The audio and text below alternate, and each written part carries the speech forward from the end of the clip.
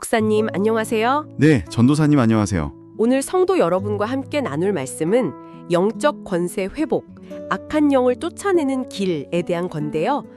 우리가 살다 보면 때때로 왜 악한 영을 쫓아내는데 어려움을 겪는지 그 이유와 또 영적 권세를 회복하는 방법, 여기에 대해서 좀 깊이 알아보려고 합니다. 네, 아주 중요한 주제죠.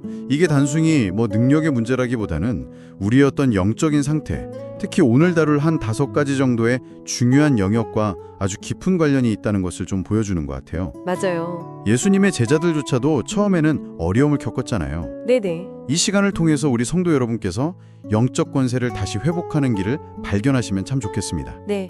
그럼 첫 번째 이유부터 살펴볼까요? 바로 우리의 혀, 그러니까 말의 권세에 대한 겁니다. 야고보서 3장 8절에서 10절 말씀을 보면 한 입에서 찬송과 저주가 같이 나올 때 이 혈의 주권이 하나님께 속하지 않은 것일 수 있다. 이런 말씀이 있잖아요. 맞습니다. 그게 참 무서운 말씀이죠. 만약에 우리 입에서 험담이나 다툼, 또 이간질 같은 그런 말들이 자꾸 나온다면 어쩌면 그 혀의 권세가 이미 사탄에게 넘어갔을 수도 있다는 거죠. 그런 상태에서는 우리가 아무리 예수님의 이름으로 명령한다고 해도 어둠의 세력이 잘 복종하지 않는다는 겁니다. 그래서 먼저 우리 입술을 잘 지켜서 그 권세가 하나님께 속하도록 하는 게 중요합니다. 그렇군요. 혀의 권세가 하나님께 있어야 한다는 것. 두 번째는 믿음의 문제라고 하셨죠? 마가복음 9장 23절에서 예수님이 믿는 자에게는 능히 하지 못할 일이 없느니라 이렇게 말씀하셨는데요. 이 악한 영을 대적할 만한 그런 강력한 믿음이 우리에게 있는지 이걸 좀 돌아봐야 한다는 거겠죠? 네, 그렇죠. 여기서 말하는 믿음은 그냥 막연한 믿음이 아니라 예수 그리스도의 이름, 그분의 능력, 또 보혈의 권세 이런 것들을 아주 실제적으로 믿는 믿음을 말하는 것 같습니다. 실제적인 믿음이요? 네.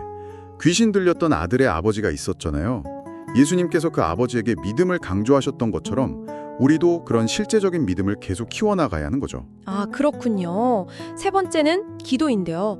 제자들이 귀신을 쫓아내지 못했을 때 예수님께서 마가복음 9장 29절에서 기도 외에는 다른 것으로는 이런 종류가 나갈 수 없느니라 이렇게 말씀하셨어요.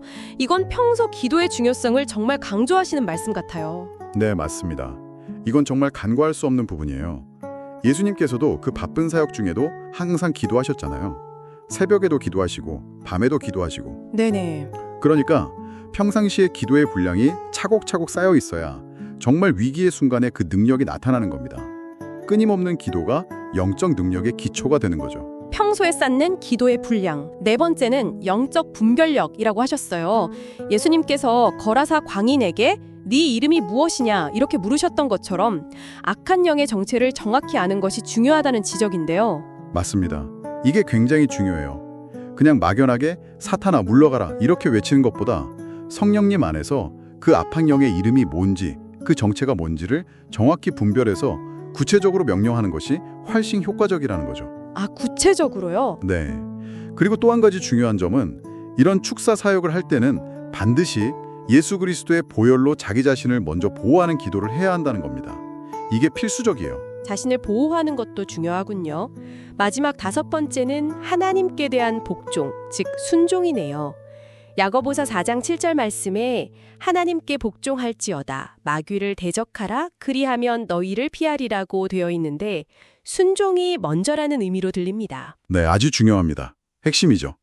하나님의 말씀, 예를 들면 험담하지 말라, 미워하지 말라, 용서하라 이런 구체적인 말씀들에 우리가 삶으로 순종하지 않으면서 그냥 마귀만 대적하려고 하면 효과가 없다는 거예요. 아, 오히려 그 사도행전에 나오는 스게와의 7 아들처럼 마귀에게 조롱당할 수도 있다는 거죠.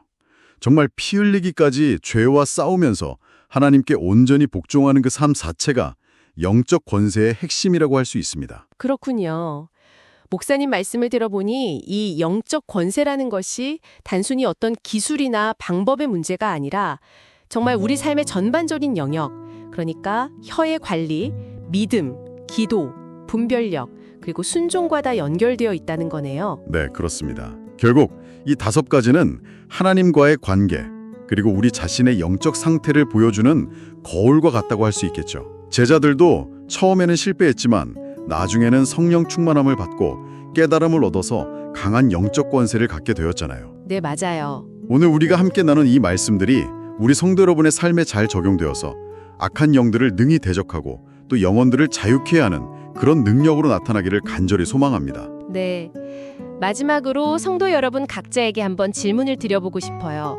오늘 나눈 이 5가지 영역, 즉 말, 믿음, 기도, 분별력, 순종 중에서 지금 성도 여러분의 삶에서 가장 먼저 좀 점검하고 또 하나님께 순종하기로 결단해야 할 부분이 있다면 무엇일까요? 한번 깊이 묵상해 보시면 좋겠습니다. 다음 시간에 뵙겠습니다. 다음 시간에 뵙겠습니다.